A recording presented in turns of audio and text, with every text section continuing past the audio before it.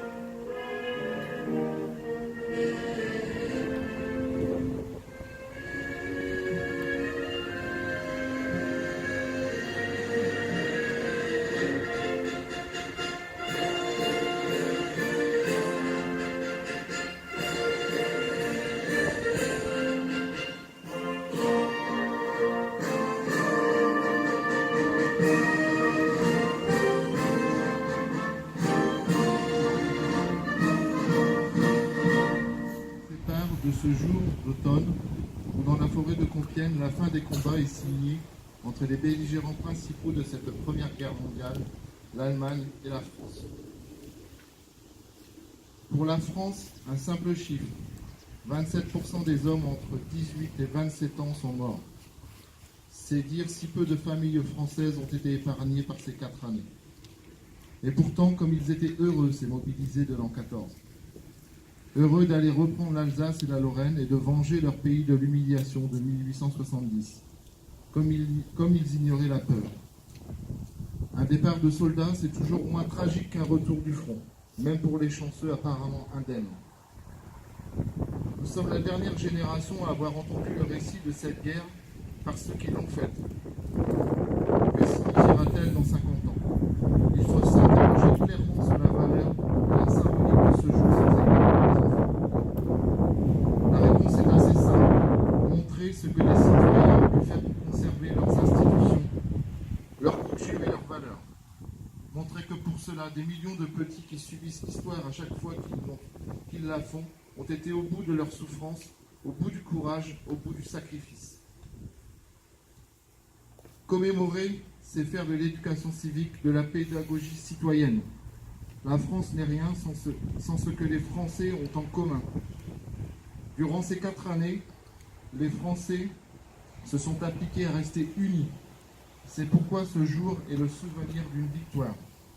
Jamais les divers groupes qui forment ce que l'on appelle les Français n'ont autant essayé d'oublier les raisons qui, depuis des siècles, les poussaient à la dissidence, à la division, à la rancune.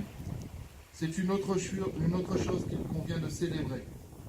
Le 11 novembre, c'est la fête de la France unie, la fête de la volonté d'un peuple de résister, la fête de chaque famille amputée d'un ou de plusieurs de ses membres pour la liberté de demain, c'est-à-dire notre liberté d'aujourd'hui. Le 11 novembre, enfin, c'est le souvenir de l'immense souffrance de nos grands-parents.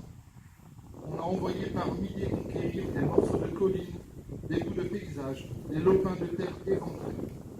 Pas grand-chose et parfois pour rien, au nom d'une gloire que chaque communiqué des états-majors se doit d'illustrer. Comment ne pas évoquer Verdun, bataille sans réelle portée stratégique, mais qui fut la plus gourmande en hommes de toutes celles de l'histoire. Qu'est-ce qu'une victoire lorsqu'elle se solde par la mort de 360 000 de nos compatriotes? La Première Guerre mondiale, c'est l'histoire d'une des plus grandes souffrances humaines. C'est au nom de l'homme, de tous les hommes, qu'il s'agit par un simple amour de la vie, d'en garder la mémoire et tous les ans, un jour mais pas le tout, de nous faire vivre un souvenir comme celui-là.